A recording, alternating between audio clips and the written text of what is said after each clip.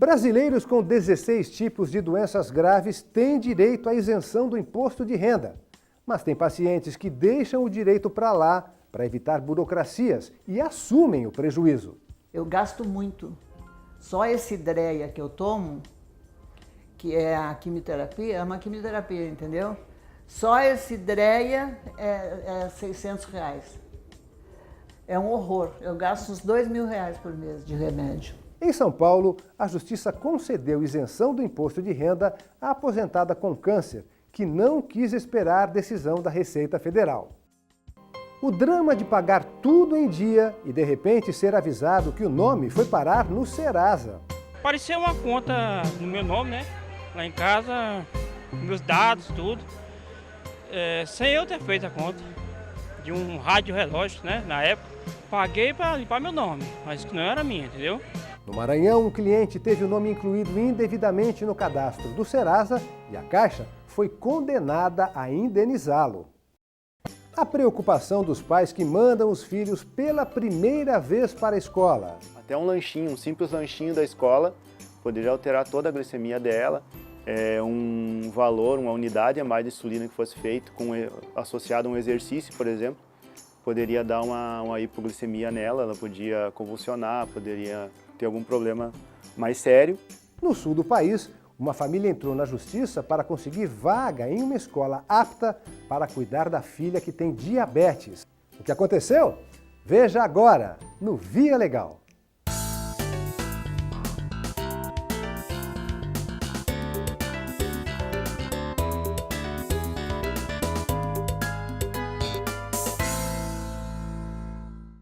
Quase 29 milhões de brasileiros devem entregar a declaração do imposto de renda até o final do mês, de acordo com a Receita Federal. Mas pessoas com 16 doenças graves têm direito à isenção, um benefício que está na lei. Em São Paulo, uma aposentada portadora de câncer conseguiu se livrar da mordida do leão do imposto de renda. Veja na reportagem de Letícia Lagoa. Quando as plaquetas sobem, o sintoma é esse, começa essas manchas, entendeu? Dona Terezinha, há quase 10 anos, descobriu que era portadora de policitemia vera, um tipo de câncer no sangue. Eu ando com um pouco de dificuldade, eu tenho muito medo de cair, muito medo de cair. Porque qualquer coisa pode me afetar mais alguma coisa, entendeu? É muito complicado. Muito complicado. E mesmo assim, eu sempre fui uma pessoa super ativa, eu sempre fui uma pessoa que gostava de viver, que gostava de dar palestra, de viajar ao Brasil. Isso daí acabou comigo, entendeu? Segundo ela, o cansaço constante é reflexo das sessões de quimioterapia, que além de causar efeitos colaterais, tem um custo alto. Eu gasto muito. Só esse Dreia que eu tomo, que é a quimioterapia, é uma quimioterapia, entendeu? Só esse Dreia é R$600. Fora o da noia, é um horror. Eu gasto uns R$2.000 por mês de remédio. Mas o que a aposentada não sabia é que ela faz parte de um grupo de pessoas com doenças graves ou incuráveis que têm direitos especiais assegurados por lei, entre eles a isenção no imposto de renda. Tem que ter uma das doenças elencadas no artigo 6 da Lei 7.713. Alguns exemplos, são 16 doenças, mas alguns exemplos. Uma cardiopatia grave, cegueira, alienação mental, mal de Parkinson. Então ele vai procurar um serviço médico oficial da União, dos estados ou do Distrito Federal ou município para que esse laudo pericial seja emitido. A lei prevê isenção do imposto de renda para portadores de doenças graves, desde que o rendimento seja por aposentadoria, reforma ou pensão. Mas o benefício gera dúvidas e muitos alegam não ter condições físicas ou até emocionais de irem atrás dos seus direitos. E quando há algum pedido negado ou dificuldade junto à Receita Federal, a saída é recorrer à Justiça. Dona Terezinha apresentou toda a documentação, inclusive o laudo médico feito por um perito do INSS com data e o nome da doença que se enquadra na legislação, neoplasia maligna. Mas por não ter tido uma resposta sobre o prazo de análise do processo administrativo, decidiu entrar com uma ação. A gente utilizou o Estatuto do Idoso para tentar agilizar o procedimento, mas mesmo assim a gente não tinha uma decisão definitiva da Receita. A gente já conseguiu a decisão liminar para suspender a exigibilidade do crédito tributário do imposto de renda sobre os proventos de aposentadoria dela. Então, nesse caso, a Receita ela não poderia cobrar qualquer imposto de renda sobre os proventos de aposentadoria. Tanto é que, a partir desse momento, ela também já pôde se declarar como isenta no imposto de renda. Liminar concedida por este juiz federal da primeira instância de São Paulo, que suspendeu o crédito tributário. A sentença foi mantida e a União ainda terá que devolver os valores retidos da aposentada nos últimos 5 anos em que o imposto foi descontado. O objetivo dessa legislação é atenuar um pouco as dificuldades que a pessoa cometida por essas doenças tem, principalmente aliviando financeiramente, né? Um desconto que, se for, por exemplo, ainda que seja pequeno, porque as aposentadorias em geral são baixas, né? Mas se for um desconto mensal de R$300, no final do ano vai dar R$3.600. Isso daí dá para a pessoa comprar remédio, dá para muitas vezes despesas maiores que ela tem com condução, né? Então alivia bastante. É uma forma do Estado compensar aliviar um pouco a vida dessas pessoas, não cobrar dessas pessoas o imposto de renda, né? A Receita Federal ainda pode recorrer da decisão. Mas para esta auditora fiscal, isso não deve servir de motivo para o contribuinte deixar de exigir seus direitos, mesmo que esteja debilitado. Se ele não puder ir, ele pode dar uma procuração para que uma terceira pessoa faça isso por ele. Ele não precisa agendar, ele tem atendimento preferencial. Esses documentos vão ser analisados por um auditor da Receita Federal. Se eles estiverem corretos, o colega vai trabalhar essa declaração e vai liberar. Se o contribuinte tiver direito à restituição, essa restituição vai ser paga a ele. Então é simples. O que ele tem que ficar mais atento é esse laudo, que tem que ter essas informações. Aos 72 anos, Dona Terezinha agora se sente mais aliviada para continuar a luta contra o câncer e deixa um recado para quem passa pelo mesmo problema. Se valer a minha entrevista, digamos assim, é que procurem os seus direitos. Que procurem os seus direitos, que vão atrás.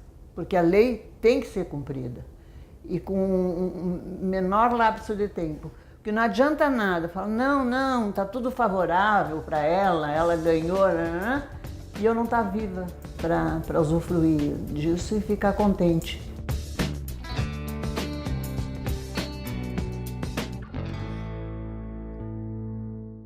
Devo, não nego, pago quando puder. A frase popular está longe da realidade. Quem está endividado sabe que as contas não esperam. Mais da metade das famílias brasileiras entrou em 2018 com contas atrasadas. Mas imagine pagar tudo em dia e, mesmo assim, ter o nome incluído indevidamente na lista do Serasa. Isso aconteceu com um homem que teve os documentos clonados no Maranhão.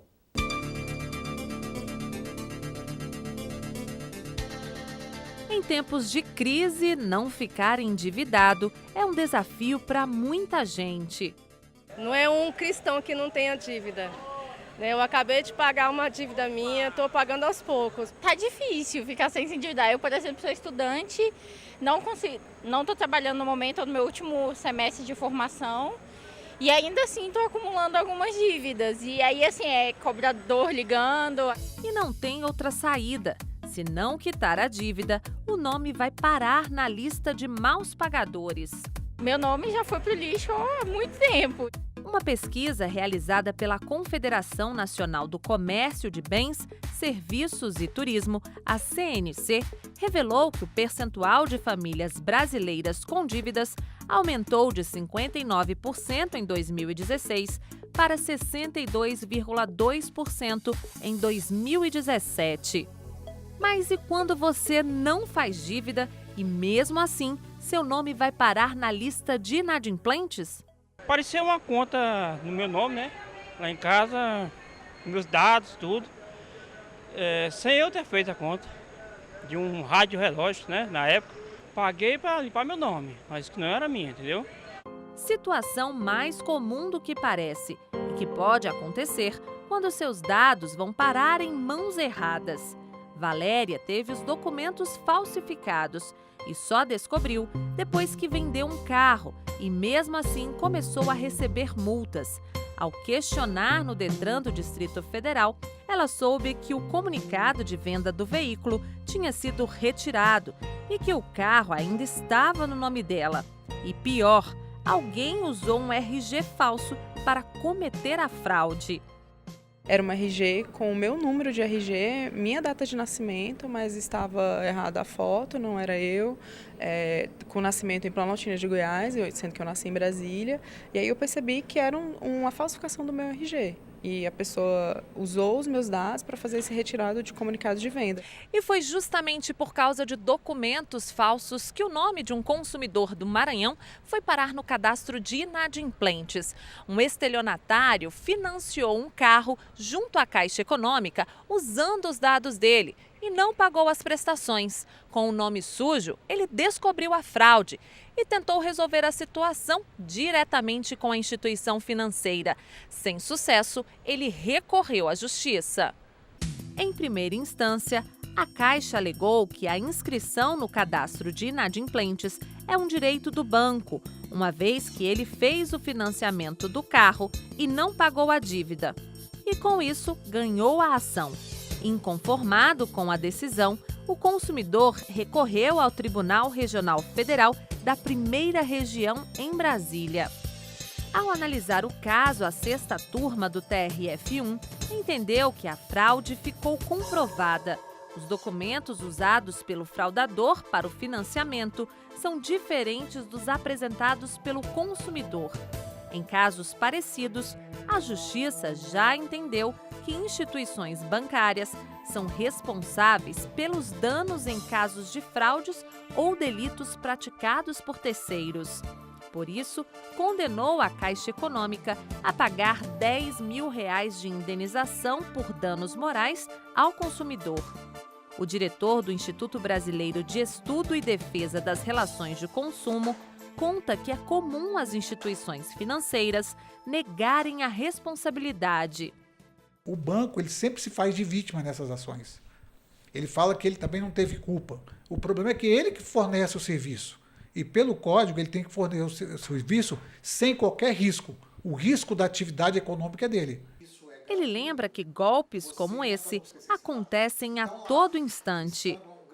Existe um dado do fim do ano passado, 2017, do Serasa, que ele aponta que a cada 15 segundos é feita uma tentativa de golpe em um CPF. Não quer dizer que ela é efetivada.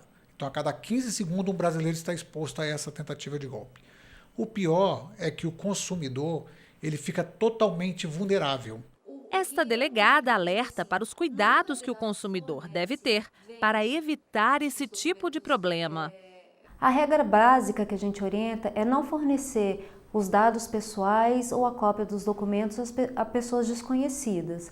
Mas esses dados eles podem ser adquiridos de uma forma ilícita, né? Por hackers ou então pela compra indevida de dados por empresas e sindicatos. O jeito é tomar todo o cuidado possível, porque o que ninguém quer é ter uma surpresa desagradável dessas. Porque nosso nome é precioso, né? E a gente tem que preservar.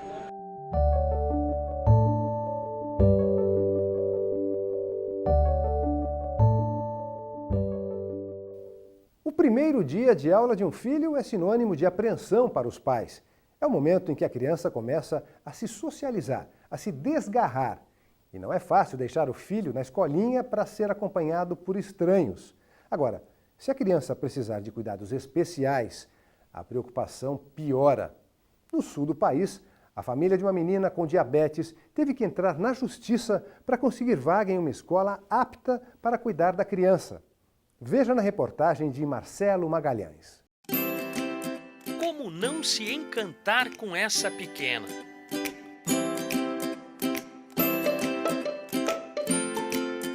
Só com muito amor para suportar a doença. Diabetes. Ela tinha 1 ano e 4 meses quando ela foi diagnosticada. Maria Luísa é portadora de diabetes mellitus dependente. A gente não percebeu de início os sintomas. A gente chegava em casa só à noite e aí a gente começou a perceber que ela estava um pouquinho diferente. Na minha família são muitos casos de diabetes, tipo 1 inclusive. A descoberta da doença mudou a rotina da família. A gente conhecia boa parte já do tratamento, sabia que e tinha o apoio do meu irmão, que já convivia com diabetes há alguns anos, e nos auxiliou quanto à qualidade dos insumos mesmo para a gente utilizar, agulhas menores, não utilizar seringa e passar a usar caneta. Então são várias coisas que a gente conseguiu ir fazendo para diminuir o desconforto do tratamento. Maria Luísa necessita de uso diário de insulina, além de cuidados alimentares. A gente teve que adaptar toda a nossa alimentação, né? Então tudo virou integral em casa, a gente não tinha mais açúcar em casa, tudo era com adoçante e tal, então a gente foi se adaptando também a essa rotina, né? Então arroz é integral, massa é integral, pão é integral. Preocupados com a assistência que a filha deve ter, os pais que trabalham na Universidade Federal de Santa Maria saíram em busca de uma boa escola, apta para atender às necessidades da Maria Luísa. Nós moramos em Camobi. A gente conseguiria talvez alguma escola com uma estrutura melhor no centro, o que é inviável. A gente não conseguiria vir todo dia, levar e trazer. O acesso à escola aqui da Universidade Federal de Santa Maria ocorre através de um edital de seleção que prevê a participação de crianças de 4 meses até 6 anos de idade. A mãe da Maria Luísa inscreveu a filha, mas ela não conseguiu a classificação. Os pais, então, decidiram buscar na Justiça Federal uma vaga para a menina que precisa de cuidados especiais. Até um lanchinho, um simples lanchinho da escola, poderia alterar toda a glicemia dela. Um valor, uma unidade a mais de insulina que fosse feito, associado a um exercício, por exemplo, poderia dar uma hipoglicemia nela, ela podia convulsionar, poderia ter algum problema mais sério. O pedido que foi realizado foi que a União fornecesse uma vaga que atendesse às necessidades da Maria e que fosse preferencialmente a creche P Amarelo, em razão de ser próxima ao trabalho dos pais da menor. A União se defendeu, alegou que qualquer adulto devidamente orientado pode cuidar de crianças com essa doença. Mas a Justiça Federal de Santa Maria teve outro entendimento e concedeu em caráter liminar o direito da garotinha de estudar numa escola preparada para atender crianças com diabetes.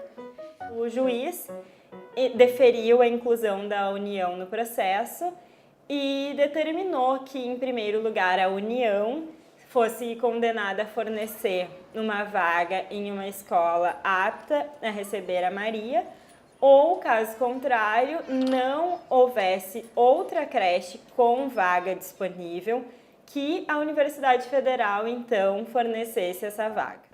Crianças como Maria Luísa necessitam de mais atenção, como explica este médico especialista. O cuidado é diário, o tratamento do diabetes mellitus tipo 1, que é esse diabetes que eu te falei, ele é um tratamento que requer pelo menos 4 doses de insulina por dia, associados a uma série de medidas de glicose diária, porque a gente não quer nem que a criança tenha valores muito elevados de glicose e a gente quer evitar também a queda de glicose na criança. Então, para isso, a gente tem que ter uma série de cuidados. No caso de Maria Luísa, a família aguarda ansiosa o começo das aulas. Se tu for atrás daquilo, tu tem chance de enfim, conseguir o que é o melhor, o que pelo menos ao nosso ver é o melhor. Com certeza todo mundo fica feliz, né? É o que todo mundo espera para os filhos. Dá um tchau pro tio.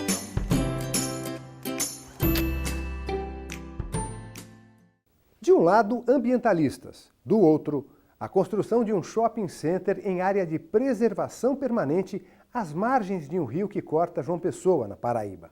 A obra provocou uma polêmica que se arrastou por quase 30 anos na cidade e foi parar nos tribunais. Agora, o shopping foi condenado a pagar indenização e a recuperar a área degradada.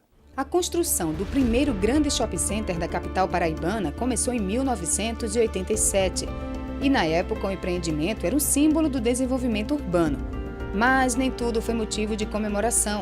O local da construção virou alvo de críticas de ambientalistas desde o início das obras. O empreendimento foi concluído em 1989 e desde então nós já buscávamos os órgãos licenciadores, os órgãos que fazem parte desse todo esse processo ambiental, no sentido de mostrar que aquela construção era irregular, ela estava sendo feita sobre um braço do rio Jaguaribe, ela não poderia ser construída desta forma, estava sendo retirado vegetação fixadora de margens de rio.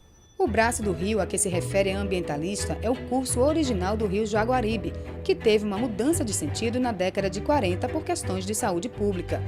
Desde então, o curso antigo do manancial passou a ser chamado de braço morto, mas ainda assim continuou sendo alimentado por um volume de água corrente em menor proporção.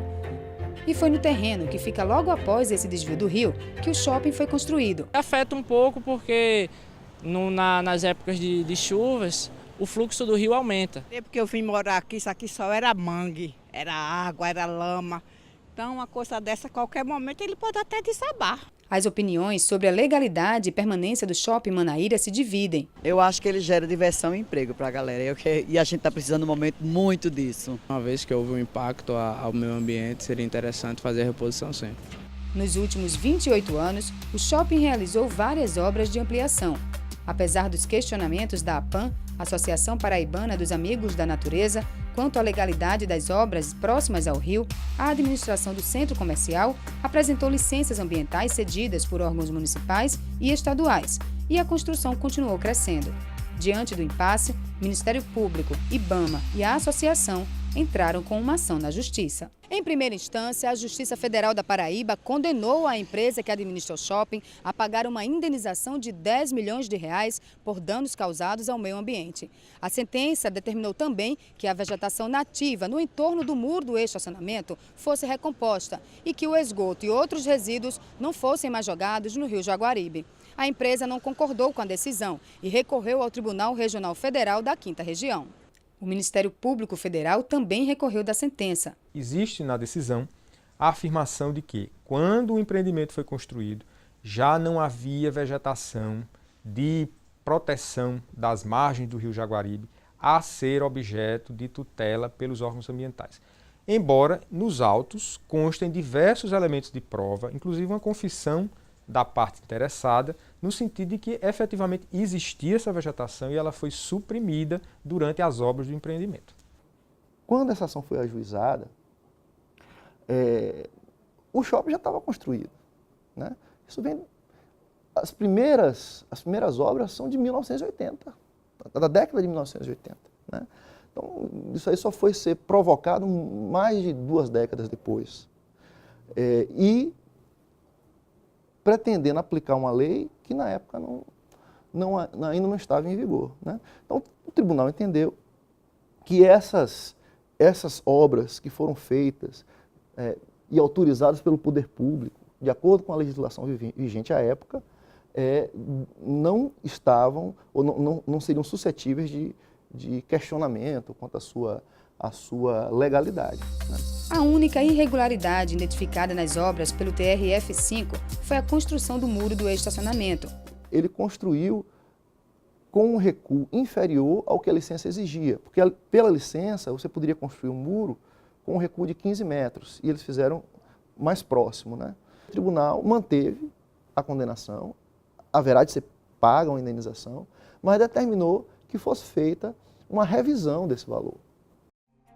Mesmo com a decisão, os ambientalistas ainda lutam para preservar a área de proteção permanente, que consideram estar a 50 metros da margem do rio.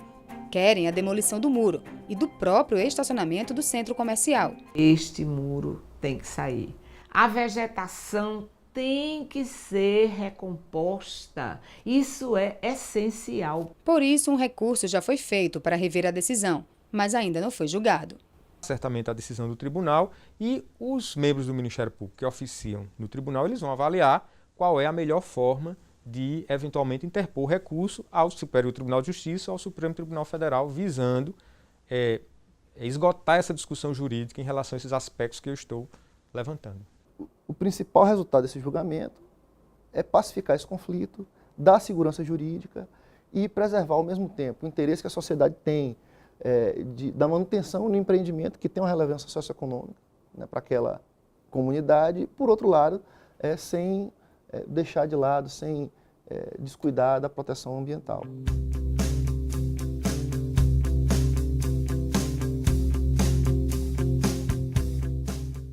O shopping informou em nota que só vai se manifestar ao final do processo.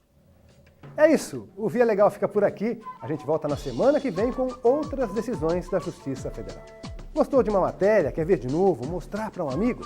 Acesse as nossas redes sociais.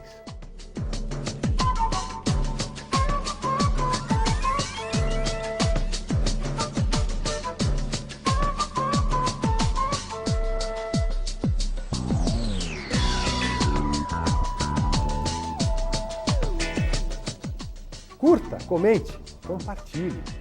Tchau!